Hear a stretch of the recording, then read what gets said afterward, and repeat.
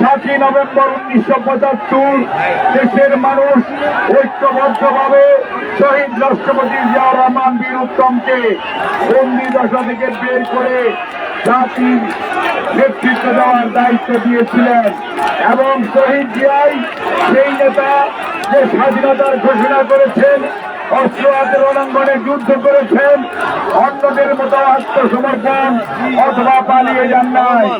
কাজেই শহীদ জিয়ার নেতৃত্বে আজকে আমাদের সবার একটি মাত্র পরিচয়, আমরা কেউ হিন্দু না, মুসলমান না, বৌদ্ধ না, খ্রিস্টান না, আমরা কেউ চাকমা না, মারমা না, গারো না, সাঁওতাল না, হাজং না, আমরা সবাই বাংলাদেশি। কেউ আমরা সংখ্যালঘু না, কেউ আমরা সংখ্যাগুরু না, আমরা সবাই বাংলাদেশি। যার জন্য জাতীয় ঐক্যবদ্ধ হয়েছিল অল্প 4.5 বছরের মধ্যেই তলাহীন ঝুড়ির তলা লেগেছিল। বাংলাদেশের মানুষ আশান্বিত হয়েছিল, পৃথিবীর মানচিত্রে বাংলাদেশের পতাকা সসম্মানে পথ করে উঠছিল শহীদ জিয়ার নেতৃত্বে। উনার প্রতিষ্ঠিত দল বাংলাদেশ জাতীয়তাবাদী দল আর দলের নেতা বলে গিয়েছেন সকল ক্ষমতার উৎস এই জনগণ আপনারা। কাজেই মনে রাখতে হবে, ব্যক্তির চেয়ে দল বড়, দলের চেয়ে দেশ বড়। আমরা অবশ্যই স্লোগান দিব শহীদ জিয়ার নামে, স্লোগান দিব বেগম খালেদা জিয়ার নামে, স্লোগান দিব দেশনায়ক তারেক রহমানের নামে। আমাদের হবে বিএনপি বা ধানের আমরা যখন রাস্তায় যাব, এই ছেলে আমরা যখন রেলিতে যাব, রেলিতে আমাদের স্লোগান হবে 3 নেতার নামে, ধানের শীষের নামে, বিএনপির নামে। মনে রাখতে হবে, এখানে আমরা স্লোগান দিছি, বিভিন্ন জায়গা থেকে আসছি, তার নেতৃত্ব বলছেন আচ্ছা আলহামদুলিল্লাহ।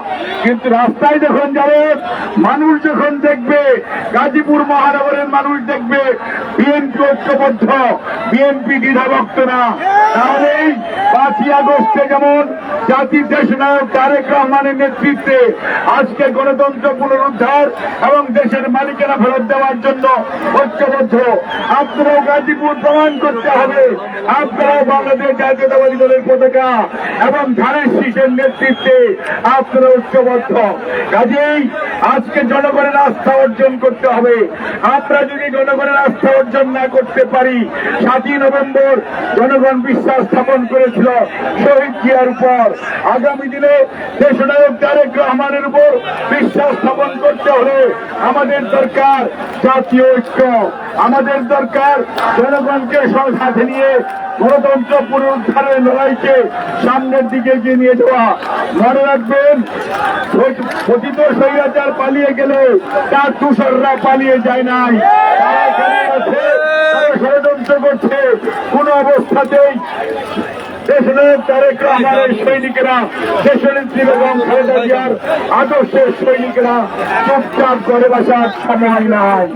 মনে রাখবেন, গণতন্ত্র পুনরুদ্ধারের শেষ কাজ হচ্ছে জনগণকে তার ভোটাধিকার প্রয়োগ করার সুযোগ দেওয়া এবং জনগণ তার মনোনীত প্রার্থীকে নির্বাচিত করবে। আমরা জানি, জনগণ যদি স্বাধীনভাবে ভোট দেওয়ার সুযোগ পায়, তাহলে ইনশাআল্লাহ ধানের শীষ আমাদের যে 31 দফা রাষ্ট্র সংস্কারের কর্মসূচি, সেটি ইনশাআল্লাহ দেশনায়ক তারেক রহমানের নেতৃত্বে বাংলার মাটিতে আপনাদের সবাইকে নিয়ে বাস্তবায়ন করা হবে। আমরা রেলিতে